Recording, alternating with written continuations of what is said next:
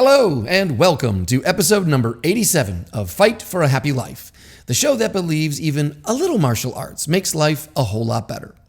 Today, I have a very special guest for you. You know how you meet some people for the first time and you immediately hate their guts? But other people you meet for the first time and you get this feeling that you've been buddies for the last 30 years. Well, that's the feeling that I got when I first had a chance to sit down and talk with Sensei Kris Wilder. We actually just met for the first time a couple of weeks ago when I was a guest on his podcast. We had such a nice conversation, I had to ask him to be a guest on this podcast just so I could keep talking to him. Now, you probably already know Sensei Wilder. He's the chief instructor and owner of the West Seattle Karate Academy. He's also the host of two different podcasts, Martial Arts in Life and The Back Channel. He's also the author or co-author of over 20 books related to martial arts. The latest of which is titled Sun Tzu Said. Now that title alone should tell you everything you need to know about Sensei Wilder. He has the mind of a scholar, but the sense of humor of a jester. That's why I think you'd be hard-pressed to find a more insightful or entertaining person to have a conversation with. That's why I know you're going to love this show. So let's get to it.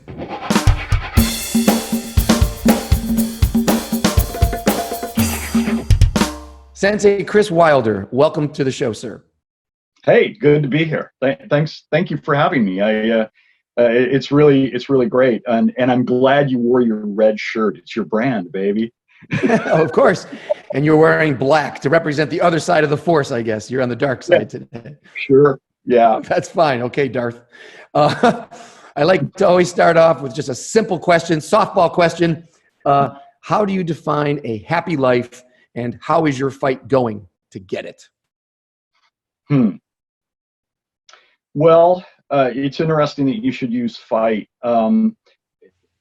I think that a happy life is one where I have done my best on a daily basis to try to sort myself so that I'm able to not only be the best that I think that I can be that day, but then to be available in that higher level to my family and to my friends, and then by extension into my community. So that's how I begin the day, and that's how I end the day. I take a little moment in bed, and of course my habit is to do some prayers in the morning and to set my intent. And then at the end of the day, I take a moment and review and see what was really successful. Because I come from a self position of not really taking sometimes account of the good things that I've done. I have a tendency, I think, like most people do, to kind of focus on the negatives and to say, I shouldn't have done that, I shouldn't have said that, I shouldn't have behaved in that manner. And those things are good if you're going to rectify them, if you're going to fix them, if you're going to remediate it. But we have a tendency to spend a lot of time there. So at the end of the day, that's where I go. So put myself in order, be available to my family and to my friends in that particular order. And then the third level is my community in whichever way that may represent itself that day. Okay. So building from you and let that happiness radiate out into the world. I like that. Yeah. Yeah. What seems to really set you apart is that you, I know in one of your podcasts, you talk about setting some calm time, that everyone should do that, whether that's an hour of meditation or prayer or 3 minutes. And right off the bat, you said before you even get out of bed, you reflect and set an intention. The end of the day, you review that intention. So clearly you are a thinker. You are actively reflecting. Have you always been that way, or did you find that tool along the way? I was always that way, but it was undisciplined. It was not structured. and excuse me. And by leaning into the wisdom of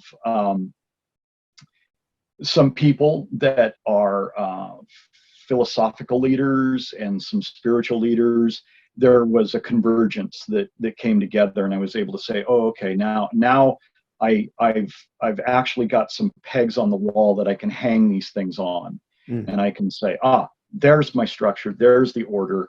I understand this now. But yeah, it was kind of always a disposition I had, although it wasn't always manifest very well. C'est la vie. What age would you say you finally started being able to harness that tool into something that was a routine and the discipline of it, the structure of it? At 27. Ooh, 27 specifically. What happened when you were 27 that made everything converge so nicely? I started seeing the results of implementing counsel that had been given to me several years earlier. And one incident had come from a guy that I worked for. He was my boss.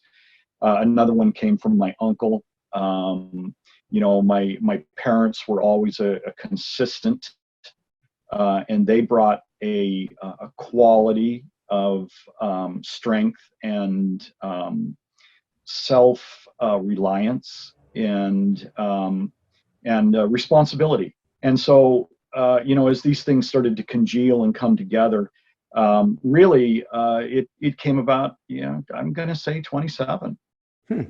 I love that you have a number on that. That's great. Like a ribbon cutting on your new life. I've reached enlightenment. I've got it now. Fantastic. Yeah. Well, and how nice. No, I've not reached enlightenment, my friend. And I like that you named more than one source of inspiration for that. And I presume that you're mindful of that. As a teacher, you have students, and I presume that you present yourself in a way, karate lessons aside, that first and foremost, you're showing up as someone demonstrating responsibility and integrity and honesty and all of those kinds of life qualities. How do you keep that? Are you mindful of that as you are on the mats as a teacher? Yeah. I have a little motto that I adhere to when I'm teaching, and that is that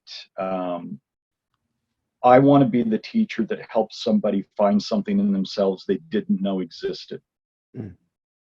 And what that is, what they need, because we're all different. We all are individuals, and we're all very unique in the way that we have needs, wants, and desires. When that is discovered, and people will tell you, they'll tell you, you don't even have to ask. They'll just tell you through either their actions, their words, their behaviors, whatever it might be. This is the thing that I need. This is the thing I desire. And if I can provide that on the dojo floor, that's my place. Okay, well, that's interesting. So as a teacher, with your experience, how often do you find that what people say they want is actually what they need?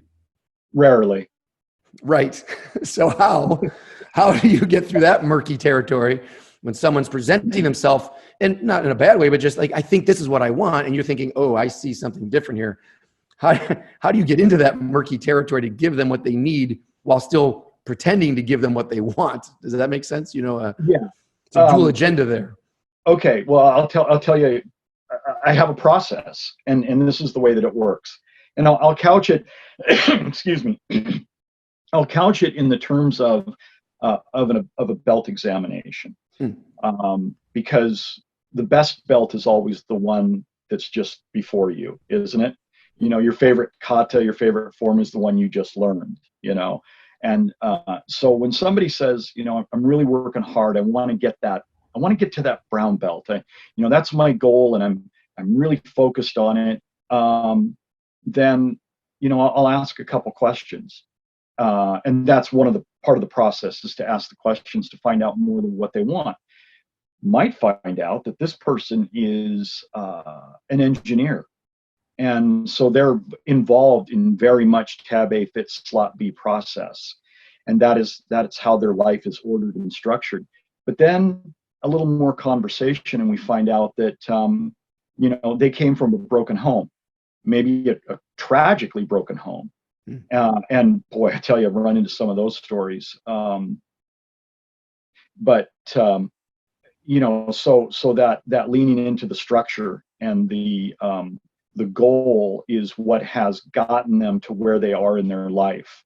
They moved out of chaos, and they, through will of power, structured themselves and have a process that works. And they understand the idea of the belt system. It dovetails into their mind very well. So then what we do is we start finding out that really what they need is they need a little softness around the edges. They need to round off the sharp edges of their behavior or their world. Maybe that might be, maybe a little more compassion or a little understanding or a little less rigidness or whatever.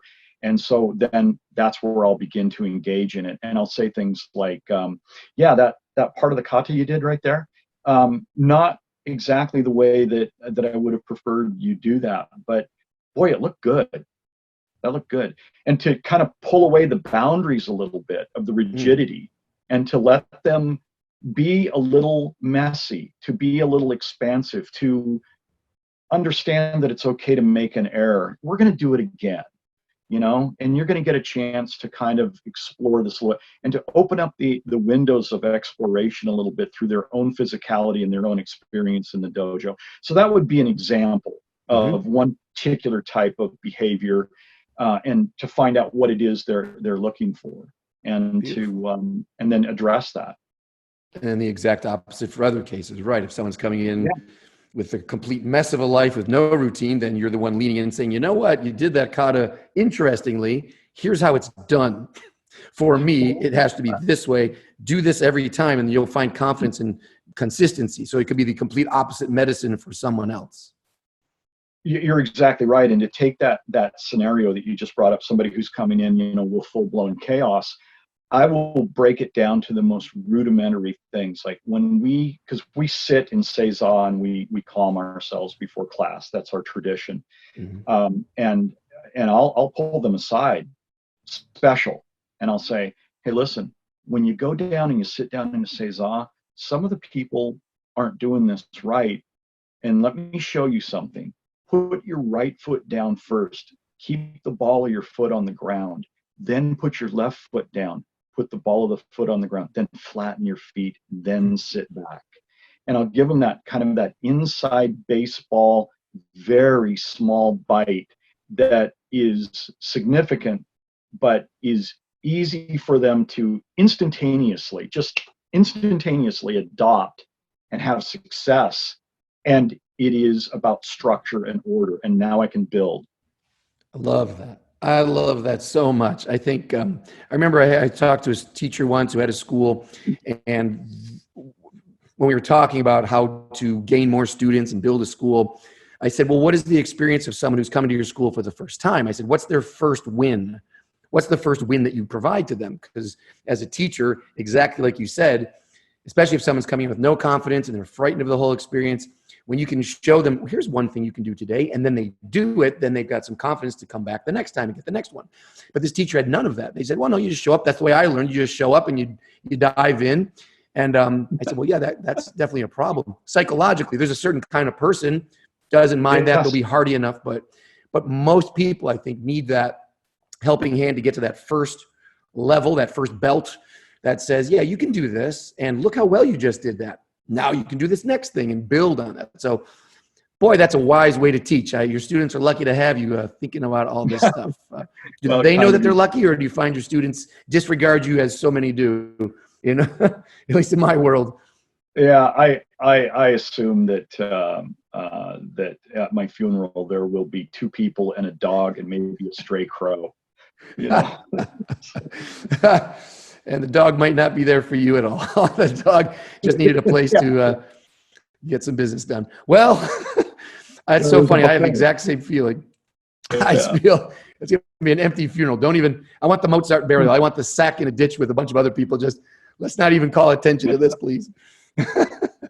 Now, we've been talking around the edges of karate. Yeah. Clearly, you are a karate instructor. You've been in it a long time. I love the Jerry Seinfeld joke about saying, hey, you have to hand it to the Chinese. By now, they've seen the fork, but they're sticking with the chopsticks. So my question in that spirit would be like, hey, you've seen MMA, right? What are you still doing karate for, Sensei? Well, there's a there's a couple things there. The you see old karate instructors, but you don't see old boxers. You don't see old MMA people. You don't see old NFL football players. The physical aspect of your training diminishes. It's inescapable. It's immutable. You cannot escape it. You can tone it, you can temper it, you can adjust it, but ultimately the order of the universe is entropy, and that's what we live with. So the thing that is interesting about staying with a martial art is that it does allow a more rounded experience, like what we were just talking about earlier. Those kinds of experiences might not occur in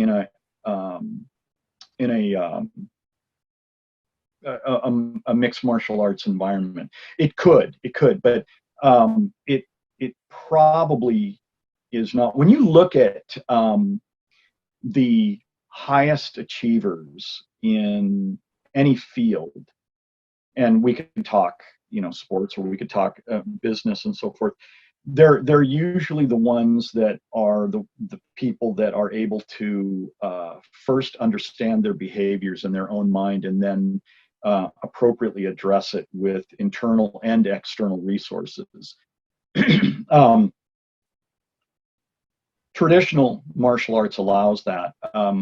I was at the Kodokan, the Judo Kodokan in Tokyo, and I was just watching a little bit. I was sitting on the side and I was watching a little bit, and on one floor over in the corner they had a bunch of people going at it, and over in the other corner they had some kids that were going at it, and in front of me were two guys that I'm not exaggerating when I say they had to be 75 or older, and they would grab each other's judo gi, and they would step and they would step and they would step, and then boom, do the throw. And then they'd get up, and then they would grab, and they would go the other way and step and step and step and throw. And it was like, look at those guys, man. And when I say 75, Ando, I'm not exaggerating. These guys were up there.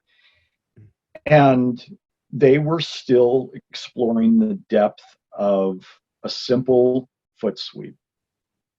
And that was a lesson. That was a lesson. Those guys never spoke a word to me, but they transferred something very important. Wow, nice. Yeah, well, you're a young whippersnapper. Why would they waste time with you? Yeah. Anyway. It does seem. I just had this conversation earlier with someone that MMA is still a relatively new sport, so they haven't had as much time to figure out what does the future look like once you've gone through your peak. If you're a combatant, an actual professional fighter, and you've peaked by the time you're 32 or 33, well, then what are you doing at 40? What are you doing at 50, 60? The techniques that are so prevalent and so popular and effective when you're an elite athlete against another elite athlete of the same size in this context, fantastic. But then what happens? You have to retire from your professional career, but then do you stop learning? Are you still a martial artist? And you might find that there are these gaps that come into your training. Like, yeah, I can't do that anymore. I can't do it the way I used to, or I can't do this against someone who's now 20 and an elite athlete, and I'm 40 or 50 and not in my elite shape anymore. And that opens up this whole other door of discovery for techniques and training strategies that I think the traditional martial arts has already answered, and MMA has yet to discover that they don't even know that that's a problem yet. But as they go forward, I think I would like to think that the traditional martial arts starts coming up a little bit back in their credibility for, here are ways you can make this a long-term project. Martial arts isn't just this short-term burn fast, train hard, and then done. It's unlike other sporting activities where martial arts can be forever, like you said. So you're 75, 85, to the day you die, you're still refining and fine-tuning.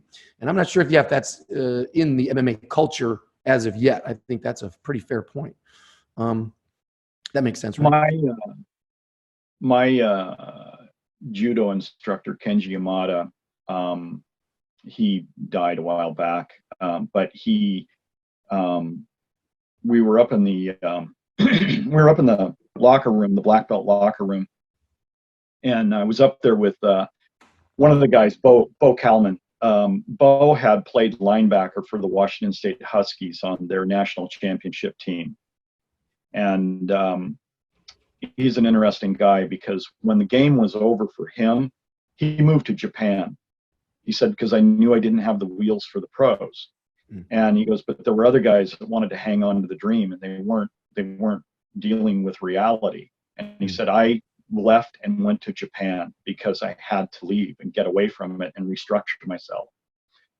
I tell that story because it just sort of bolsters what we were talking about. But we were in that locker room, and there was Sensei's red and white belt, the Akashiro, just hanging on a peg with his gi, and it had been there for 4 years at this point. And I said, look at that, Bo.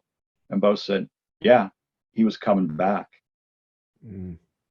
But he didn't, and he was coming back. There was no doubt in his mind that he was coming back. And then nature said, not so much. But the MMA from an industry standpoint, I mean, it's going to do what it's going to do, and that's it's going to use its fighters until they are no longer useful, and then they'll be let go.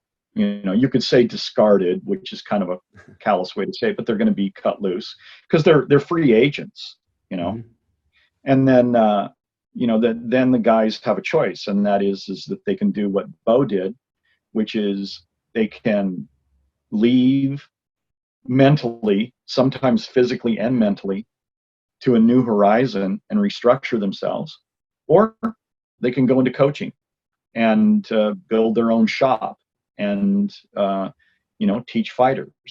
Sure. But the thing about that is that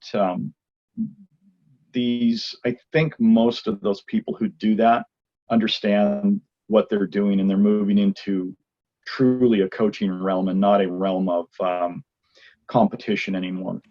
I don't know that they think that it's going to really truly satisfy, because even today, I haven't done competitive judo for now. I realized it for almost 20 years, and I still miss it. It was so bad, Ando, that I had to take my old judo gis and I got rid of them because I couldn't look at them anymore because the temptation was too much.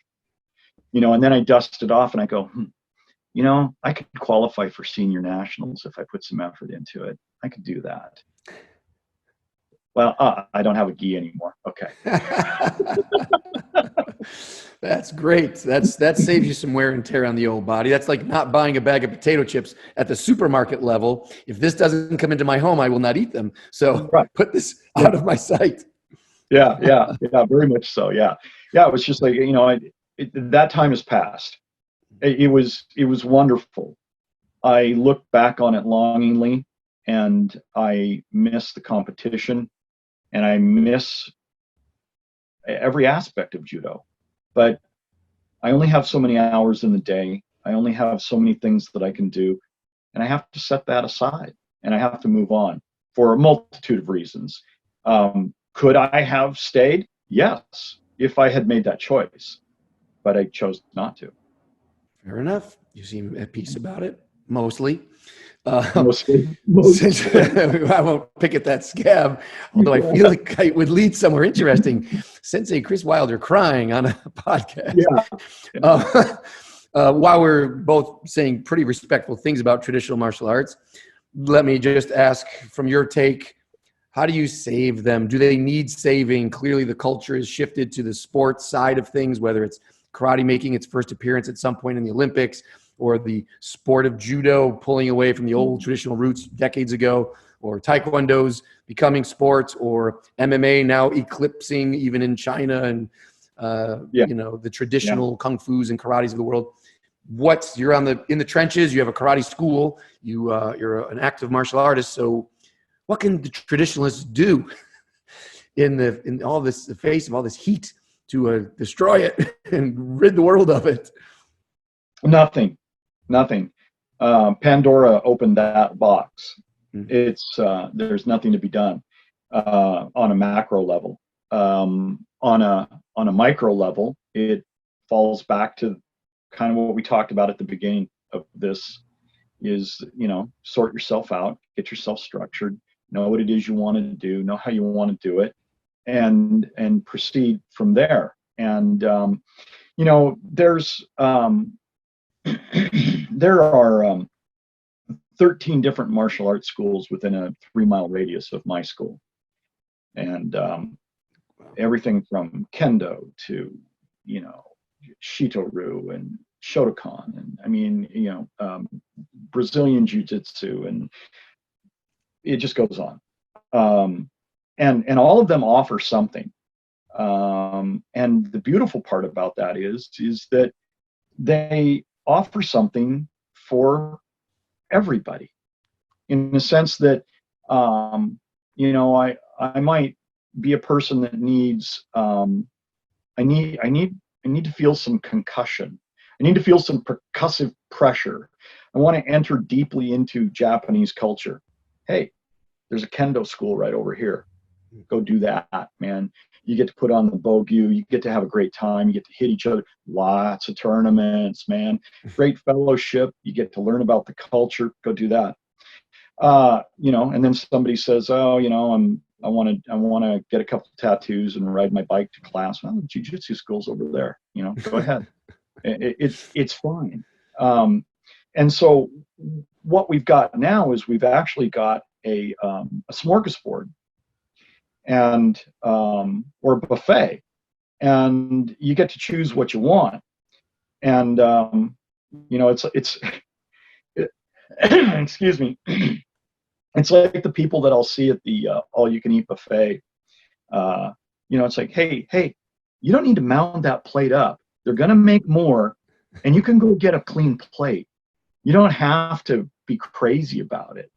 Go pick what you want and go do that. Now, I'll tell you what I do. It's like I go to those places like that, and the first thing I do is I go to the desserts. Like I look over that, it's like, oh yeah, oh, they do have cheesecake. Okay, that's pretty good, yeah. And it is not beyond me to actually eat a dessert first and then go back and get what I want. Pie first. I'm with you. Pie first. That's pie in case first. I die during the meal. I want to make sure I had my pie. Yeah. And so I look at it that way. I don't think it's an either or, and I don't think it's one is better than the other. It is really about serving the needs of who walks through that door. Well, I hope any teacher who of a traditional art who's listening to this, let's just underline that lesson. I think the solution, if any, is, like you said, when you start your day with an intention, or if you're in a school, if you're going to start that class, your intention should be clear that you are there to provide your students step-by-step successes that prove to them the value of what you are doing. And there's no reason why a student would quit or not tell their friends about this and be a hero in that community to say, hey, let me bring you into this karate school because they're doing amazing things here. That's changing me. If you can provide what they need under the guise of what they want, then that can still grow into something different from MMA. They can both coexist. Like you said, this is not about better than, it's both and. So I think that's a pretty fair description. I wonder how many traditional martial artists double down on what they're doing and really promoting the value of what sets them apart from MMA versus saying, oh, we have to make a hybrid program now, and I better bring in a big rubber tire, and I better bring in some sledgehammers, and I better bring in MMA elements, so they think, hey, we're hip, we're cool, look, we do MMA too. Oh, and we also do some forms over here, and see, it's all good, but that's not really giving the best version of the traditional martial art. That's just saying, no, here's this other thing, and it's great for different reasons. If you want to go hit the tire with sledgehammer, great, that's cool. But here's what we do, and I want to double down on this part of it. I wonder how many teachers go through this process of either doubting their own value and saying, I got to give up the forms. We're going to go to just bag work from now on, because they didn't get it, or they just felt they couldn't sell it, or they didn't know how to provide that value to the students anymore. Now I'm just ranting about the... You do make a good point. And, that's the old keeping up with the Joneses, that's a bucket with a hole in it you can never fill, because somebody's going to come along with, we don't have a tire and a sledgehammer you hit. We've actually created a ball that's attached to this, secured to this rope that you can slam down on the concrete anywhere and get the same results. Well, I look at that, and that's a real tool you can get. I look at that and I go, well, that's brilliant. That's really pretty cool. I like it. But people have their, well, let's look at it from the student side of things. The student side of things, I think, looks like this. That I think that the person that quits at green belt is sometimes more clear and in integrity than the person who quits immediately after they got their black belt. Because that person that got their green belt came and explored and probably got what they wanted, got their cup filled with what they needed, and went, okay. And now they've left. And that, I think, is, then you got the other person standing there going, well, why did they quit, man? They could have got their black belt. Well, I think that green belt actually has a better sense of who they are and what they desire and what they want in life, as opposed to the person that gets the black belt and immediately checks out. That's interesting. Yeah. I mean, the belts are largely arbitrary. You don't know what that represents to them in their life. So yellow belt could be significant to someone, and they say that's good. Someone else is a lifer, and they're never going to be satisfied, and they're still chipping away. So that's true. Yeah, so to judge people, oh, you quit a green belt, you're a loser. It's like, no, that might be the biggest victory of their entire life to hit that green belt and what that represented to them. So it's not for us as a teacher to overlay our value judgments on them. Like, oh, you're a quitter. Because, I think that's a very fair. Well, another way to shape that, Ando, is to say that you and I are stupid and we haven't figured out the lesson yet. I'll always sign on. If it says I'm stupid, I'll sign. Yeah, no, I'm guilty. Yeah. Clearly, the sport of MMA, let's drift into the regular sports. You seem to be a big sports nut of many kinds. Yeah. So what do you gain from watching sports as a fan of so many and watching and all these things? How does that inform your martial arts specifically? Does it, or is that just a release for you and a step away from the martial arts? Or are you studying these games and applying things to martial arts from them? Both. Recently, because there's been such a lack of sports, I discovered women's Olympic weightlifting. And I know that sort of sounds like a subset of subsets thing. But the thing of it is that women's body structure is different. Now, don't get me wrong, these are strong, well-trained, well-coached athletes. But they're not going to lift as much weight as a heavyweight man. It's just not going to happen. And I like to watch their mental game, because when the buzzer goes off, they've got 2 minutes to get up onto that dais and execute that lift. And man, just watching that click, that shift go off, and then to come out there and know that I may be doing a personal best here in front of everybody. That's exciting to me. That is, I just love that aspect of the competition, that it's under pressure. And when I say under pressure, I guess it really is.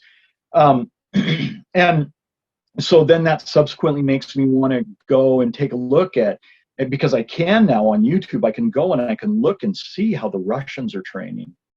And I can go and I can look and see how the Spaniards are training.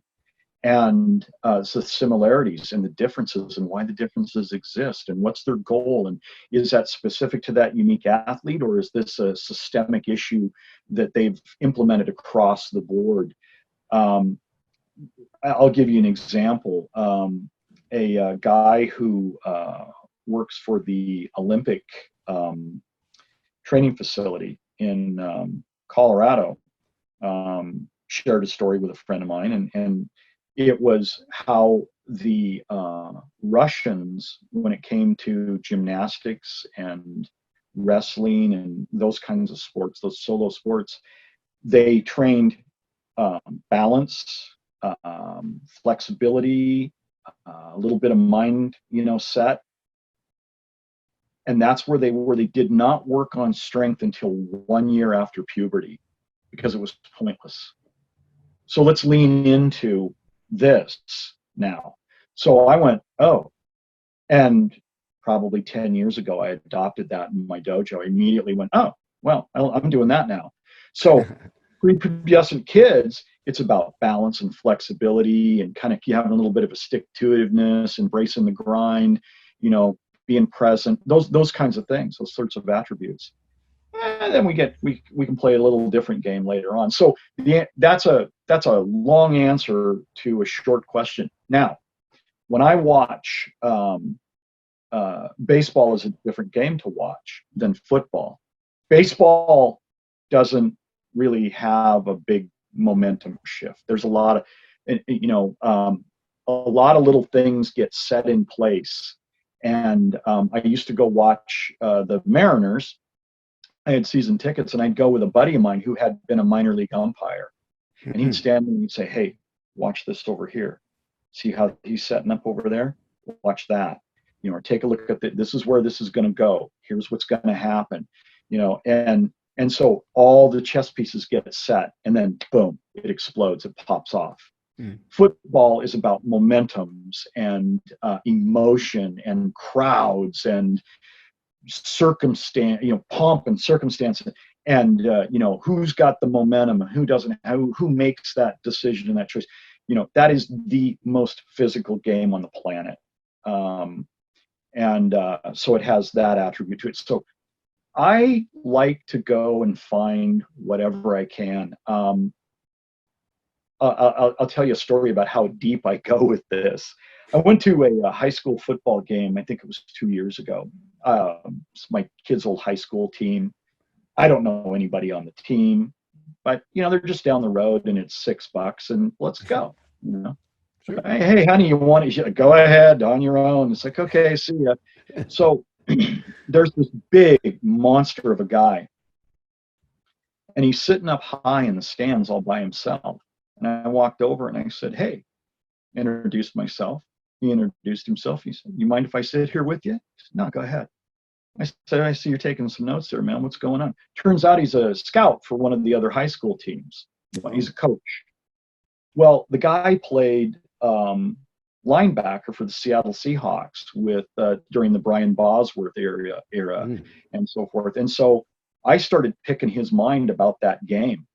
And we looked at one particular play. I remember, and he said, yeah, he's going to throw the ball. And I said, it's a 4th and 1. You run the ball. And he goes, no, I know this guy's going to throw it. And by gum, he threw it, and, nice. And just him, looking at the game. And then halftime came, and he folded up his book and he says, well, listen, it was good talking to you. I'm going to take off. And I go, well, there's still more game to be played. And he goes, oh no, I've seen everything I need to see. Well, that's, okay, have a nice night. See you later. I love that. That's fantastic. That's really interesting. The unseen game that's being played, and from a martial arts standpoint, that's so seductive. And that's actually something I've started doing more recently. Like if I'm in a private lesson with a teacher, rather than say, okay, help me out with this or that, I'll bring them a clip of something and ask them, what do you see happening here? Because I see what I see, but I'm limited. So maybe if I could just see this through your lens, that will open up a doorway that then we can work on something that I didn't realize. Because when you point out, watch his ankle. Oh, look at his wrist. Did you see his eye? And you go, oh my God, how did I not see that? That's very seductive to find these mentors who can. It's incredible how much is invisible, how much, or it can be made visible, seems invisible. Well, the other thing I did for a while was I watched poker tournaments because I wanted to see how they were playing each other. I mean, the cards are like the weapon, but ultimately they're playing each other. They're not really. It appears to me that the top level players are playing the other players and not necessarily playing the cards as their primary essence of how they play the game. I could be wrong. That's on a much smaller scale. In football or baseball, you get it. All the lessons are much larger once you see them. But in poker, I think those little tells must be so small. Hopefully you have a high-def television to really figure out what the little tells are. That's more intense. Yeah. Well, on this theme of seeing the unseeable, you've mentioned before in one of your podcasts that writing to you is a discovery process, that it helps you bring out things that you didn't think about before, or at least be aware of before. So I'm curious, recently, you're always writing. What have you discovered lately about yourself or about life? Anything interesting you've discovered that you could care to share with us? Yeah, that I'm much more of a process person than I had originally believed myself to be. When I was younger, I thought of myself as being creative, and with that creative sort of tone, society sort of lets you get away with things. He's an artist, or they're doing that thing, or they're kind of kooky, or they're a little eccentric, or those are the extreme examples. And I always had an aspect of discipline underneath me, but I didn't understand it. And today, I think it probably took me, I'm going to say, a good 4 years to really come to an organizational structure that I use on a daily basis that provides clarity, benefit, and conclusion on a daily basis. Because I struggled with a lot of different things. I mean, I got into the get things done process, did that for a while. Lots of different things, lots of different ways to organize and to structure one's life and so forth. But I've developed a method now, and I'm not going to deviate from it. I'm unlikely to explore more or different opportunities. As an example, people are like, "Hey man, I keep this on my phone." No, I don't do that. I wanted a little notebook that I could carry in my pocket. So then it was like, oh, you got to get a Moleskine, you got to get one of those, like that's not working. It's not fast enough for me. So I hunted around, and I found a little wallet that was kind of a little pouch wallet, but it didn't have all the attributes that I wanted. So I went down to a little store and I bought some leather and I glued some things on there. And now I have this wallet that's in my back pocket with a little collapsible pen on it, and it holds index cards for me, so I can jot down these ideas. And I don't keep things on my phone in that way, and I don't keep things I don't keep like notes on my computer. They go in my day timer, and my day timer is by my own design. I built a little template. I buy a certain kind of book. I drop the template on. I mark it with a pen, and then I fill in every date because I want that process. I need it. I want it. I want to be completely engaged in it. I don't want somebody saying, "Oh, well, you know what you have to do every day? You need to drink 7 glasses of water before noon." Oh, blah. And it's the same. It's the same thing when somebody says, well, you need to meditate an hour a day. Oh, no, I don't need to meditate an hour a day. I don't need to do that. I've been doing it for a long time. I can get to where I need to be fairly quickly, and I know how to do it. And so, and so that leads into a lot of other things. I measure stuff. I measure my oxygen levels. I measure my heart rate. I measure my brain waves. I have little electronic systems. I have a little system that I use to measure my heart and brain wave coherence to ensure that they're coherent, because the brain has its patterns and methods, and the heart does as well. And when those two, come together, instead of it being at cross purposes, you have a coherence that resonates in your body at a higher level. So I probably got off track a little bit. Not at all. Very coherent. I'm not coherent enough to follow it all, but it is very coherent on your end, I'm sure. Wow. I mean, you just opened up so many things there. One, I need to go look into this, how to measure my brain waves at home. But I'm really kind of interested with this. Earlier, you talked about how, or I called out that reflection seems to be a powerful tool for you. You've created this kind of kata where you set an intention at the beginning of the day. At the end of the day, you review to see how you did. So you've created kind of a kata to take that tool of reflection and make it viable. And now you've done the same with creativity. You have creativity. You recognize it as a powerful tool, but on its own, it's not really maximizing in results until you, again, created like a kata around it. Say, here is how I channel creativity. This kind of notebook, this kind of scheduling, this kind of follow-up. And this ties in so nicely into it's not surprising to me then that you are a karate guy, because the kata in and of itself, it's taking the chaos of a fight and you're putting it into a process where you can break it down, study it, look at it, and repeat it and find more in it. Sure. So it just seems like this is a pattern in your personality, and it fits you very well. That's kind of creating katas to maximize raw talents and raw capabilities. So I think that's, you're like a black belt in creativity, a black belt in reflection, now a black belt in productivity.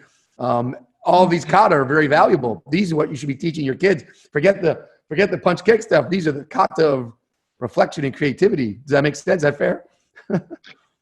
Yeah. I hadn't thought of it that way, but yeah, I think that's a fair analysis. Yeah. The creativity kata. New book. All right. No. There's another one right now that's in the hopper. So I presume that is your office and not your bathroom. If that's your bathroom, then you really do have a book problem. But if that's your office, and being that you've written so many titles, I'm always curious, because you're a man of letters, but you're also active with martial arts, and I'm curious how you balance out books, writing, mental, and physical, getting stuff done, experiential. How do you balance these things? Clearly balance is the best, but how do you not get too book heavy, mind heavy, sitting at a desk heavy, and be a theoretical martial artist? How do you force yourself to keep sweating? Yeah. Well, that's one of the advantages of being, owning my own dojo. I decided I didn't want the industrial blue and red mats. I wanted tatami mats.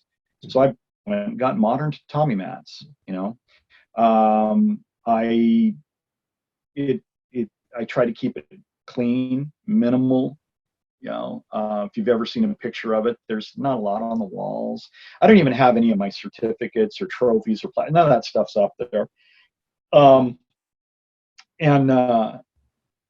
try to keep it clean. In fact, when we came back this Monday from what I like to call the COVIDs, and and I just told everybody, okay, this is what we're going to do in class. We're gonna orient ourselves this way.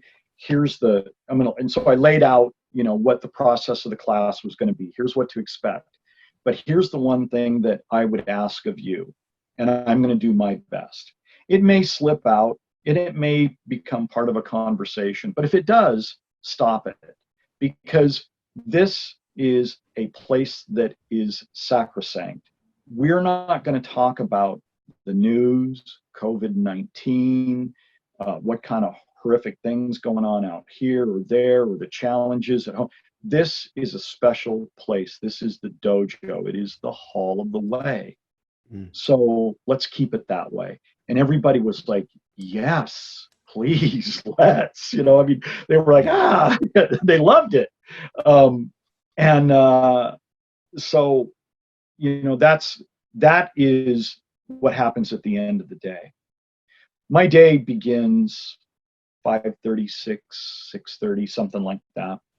And what I have done is I have prepared my book. I call it a day timer, but it's my journal. I prepared my day timer so that I just simply have to open it up, and I've spoken to myself a day earlier on what needs to be done. And I go through that and I look at it and I move through it. So, the morning begins with bulletproof coffee, because I discovered that a couple of years ago when I really liked that. And then I go to my Wim Hof breathing, and I go through different cycles of that, and I track it on a spreadsheet so I know how my performance is doing with different things. And so I'm able to track that. Some of that as I cycle through, sometimes it's Hindu squats, sometimes it's push-ups, sometimes it's just breath hold. There's always there's always a cold shower. That's non-negotiable. That happens every day.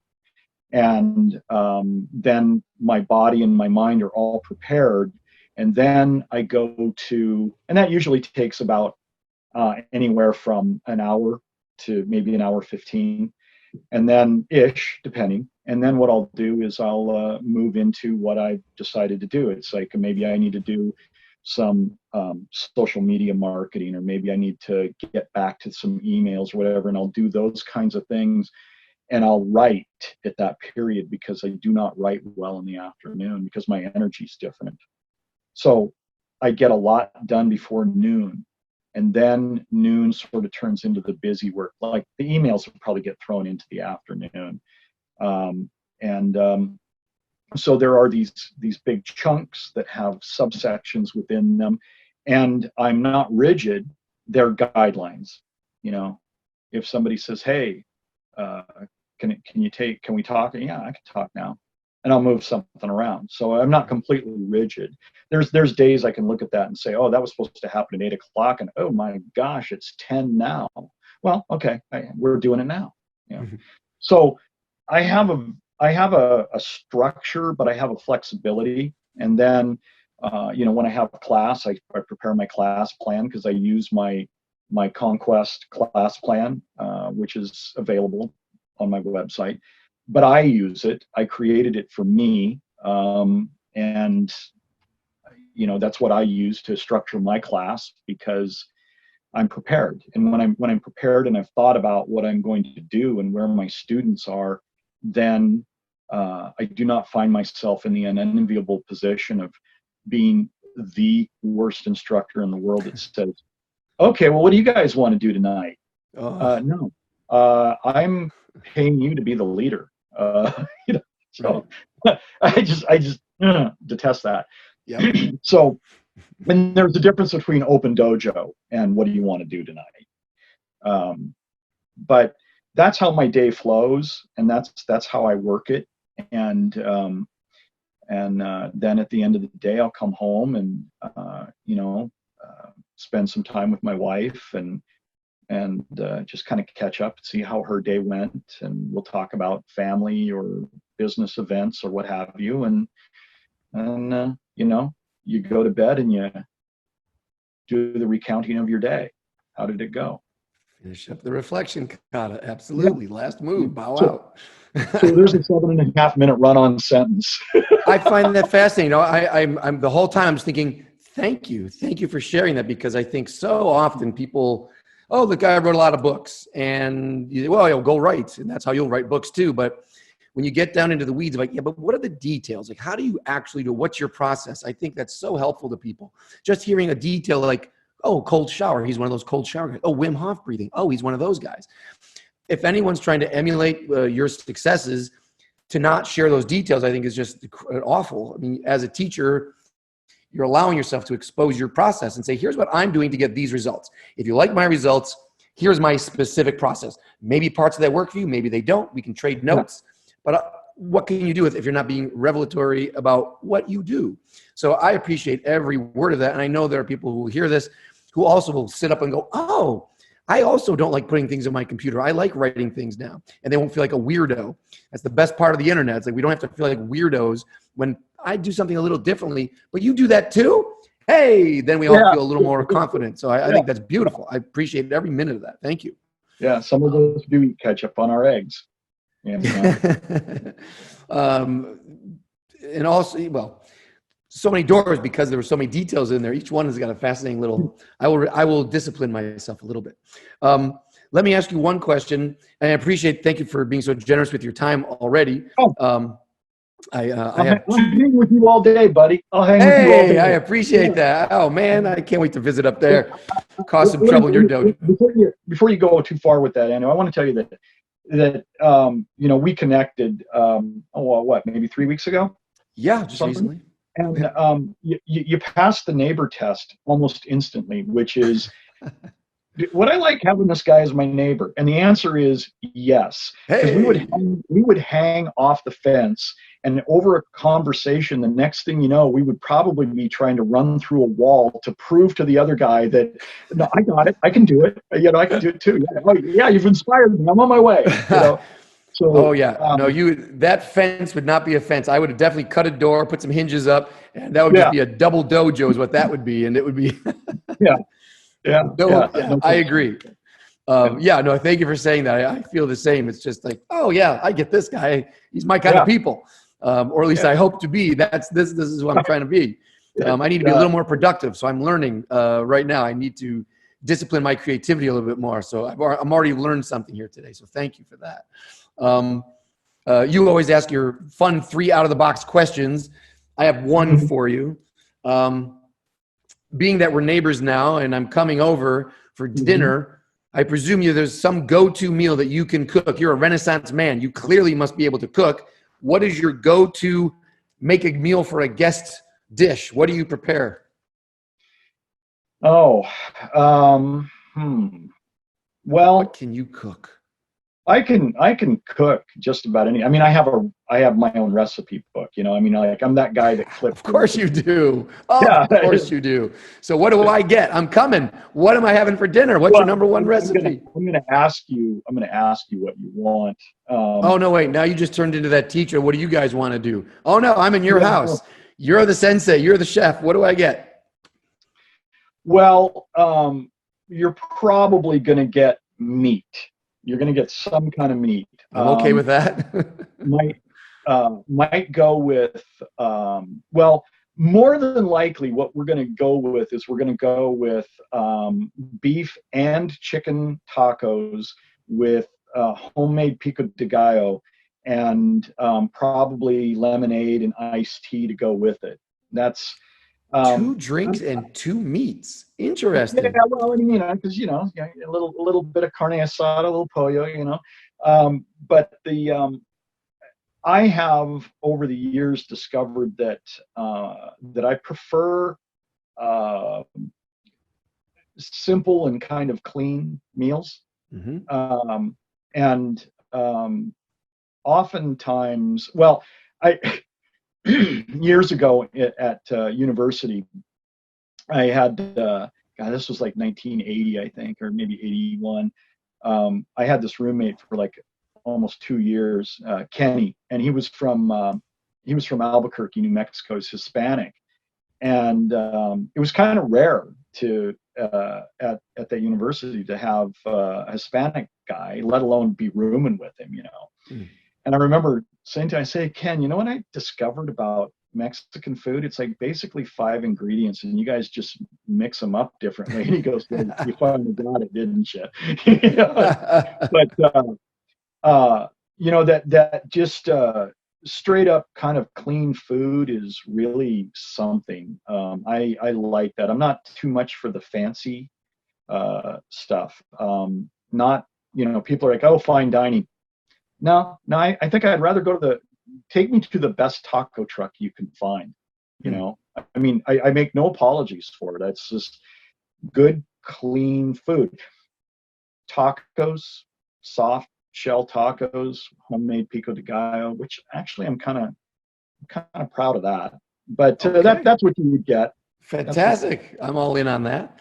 And I'm not surprised. I mean, what you're saying, I mean, the way you dress, the way your dojo is decorated, your food choice, this is all incredibly consistent. It's clean, simple, and you're trying to find the purest essence of something, and that should be enough. Simplicity is the greatest elegance, or however that goes, or that was the Leonardo da Vinci quote.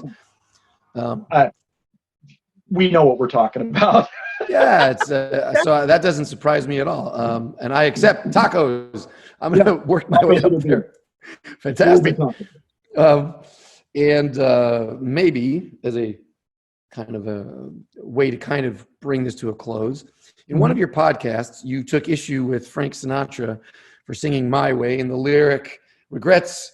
I have a few, but then again, too few to mention. And then you what a wonderful speech about responsibility and why we regret certain things. And I'm just curious, and you can just limit yourself to the martial arts journey if you wish, or you can take it anywhere you want. But I'm curious, as a wizened fellow with so many successful processes to get you into these productive modes and doing so much good in the world, any regrets? What do you got? What can we still fix? What have you failed to meet up to your responsibilities with? The regrets are deep and profound in a lot of different ways. I think in my youth, I don't think that I respected or honored my parents as well as I could have. That's a regret. I mean, well, I have a fine relationship with them, and they with me. I mean, there's no issues there. But it was only because through their patience and wisdom that that was retained and kind of saved. There are times where I took the convenient way out as a young man, when I should have stood, even at the cost. I think many of us have experienced that, and I don't do that anymore. If I put my foot into the arena, then I'm in. But I choose wisely, I hope. Those are some regrets that I have. I think that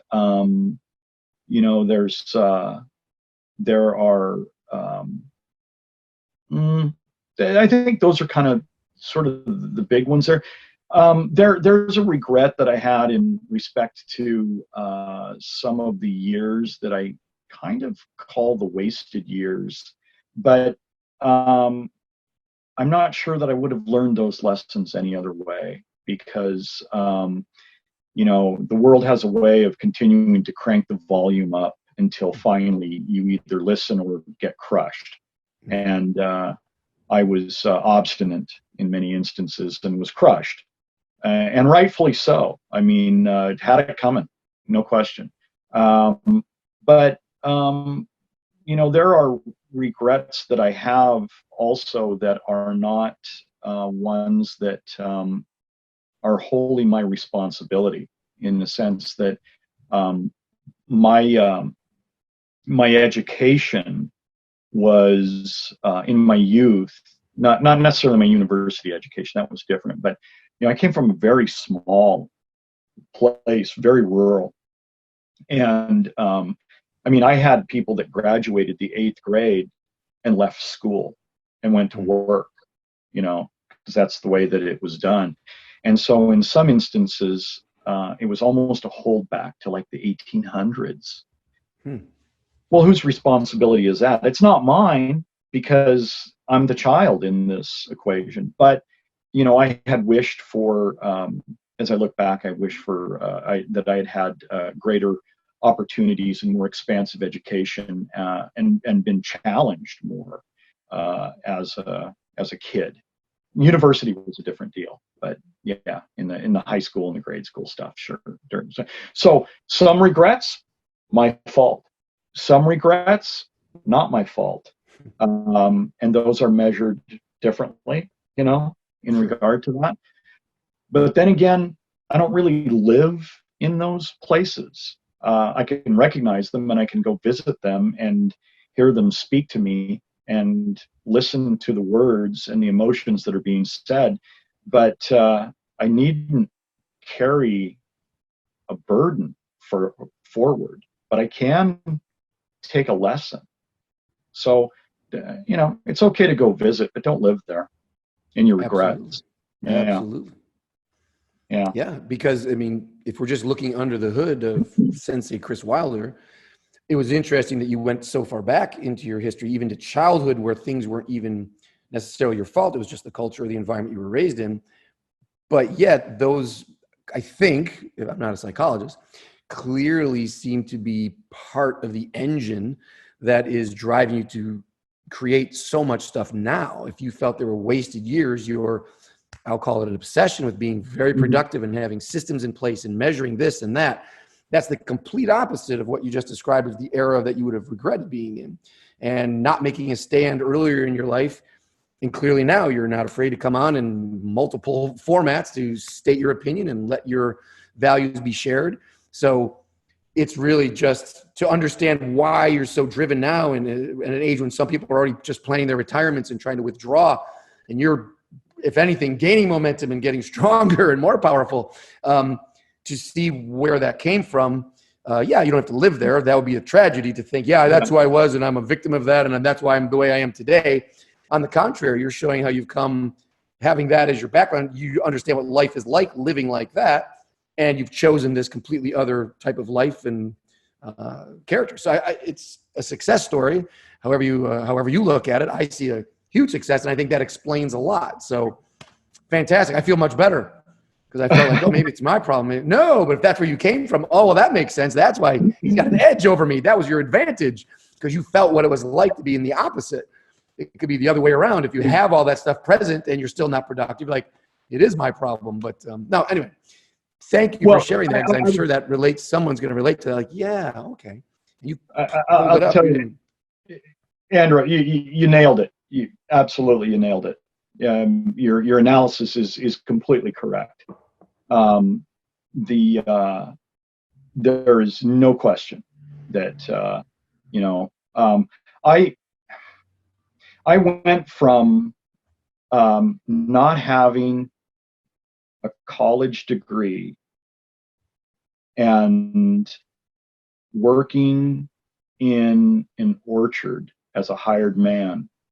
In 2 years, I was on a United States Senator's staff.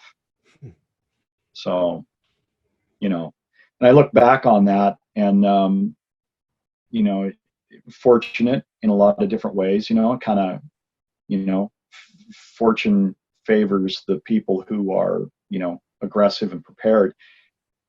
But that was in a span of 2 years.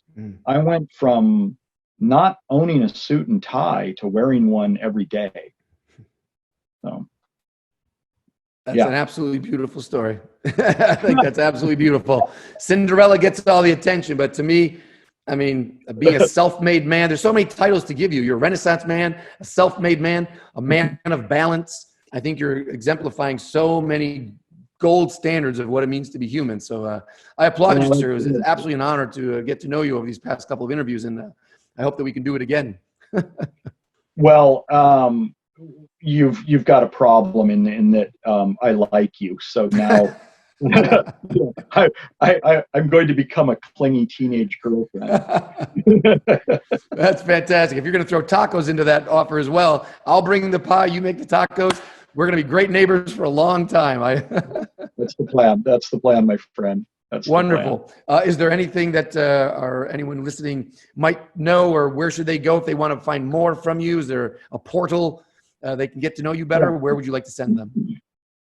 The way to enter into everything is at kriswilder.com. That's KrisWilder. And when you enter into there, then you can access either the Martial Arts and Life or the Back Channel podcast, which clearly you've listened to. I have. 3 minutes of ranting and raving to make your day better.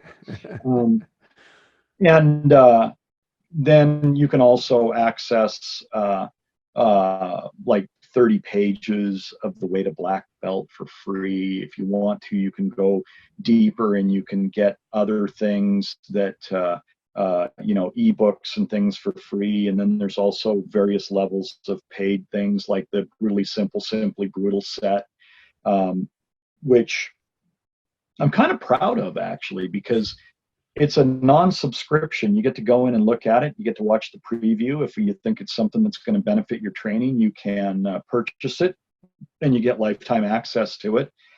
And if you don't like it, if you made a errant purchase or it didn't serve your purposes, there's a 30-day money-back guarantee. So I'm really about open architecture. I like the idea of having martial arts be spreadable and be out there. So chriswilder.com gets you into the whole rabbit hole of all of the stuff that is out there. Whether it's the Conquest teaching plan or the success manual that's free. It's just like road signs that a martial arts teacher should heed on their way to being successful. And all of that kind of stuff. And, I try to, like I talked about, I try to be really attentive to my communications, to my emails. A while back, Google started giving me an opportunity to just respond with a canned response. You know what I'm talking about? Mm-hmm. Yep. Yeah. Ick. I don't like that. Right. I don't like it, and it takes me a little bit more time, because I got to think about it for a minute instead of going, oh, that's super awesome. No, I like to respond to people, whether it's on the Instagram or Twitter. My Facebook is more personal. I have more old friends and acquaintances and things like that. I don't do a lot of martial arts stuff on the Facebook, but if you want to see my ticket stub from 1979, where I paid $10 to see Yes in the round, it's on there. You can see it. Yeah, we'll talk music other time. Kiss, ELO, you got all the good ones, all the ones I like. So we get along on that score as well. Yeah. What was it? I think I saw Motorhead 7 times. Wow. So, yeah. Is that's why you're growing this out? Is that what you're doing there? You're gonna? No, that's so I don't look like a newt. Wonderful. Well, ladies and gentlemen, if you are listening at this point, please do yourself a favor. Go over to chriswilder.com. He has so much to offer. There's definitely something there that will make your training in the martial arts, and I believe also your life, a whole lot better. So thank you again, Sensei. I can't wait to talk again. Please stay safe, sir. Thank you. This has been just a great fireside chat. I've really had just an enjoyable time, man. You've asked great questions and you've patiently let me ramble.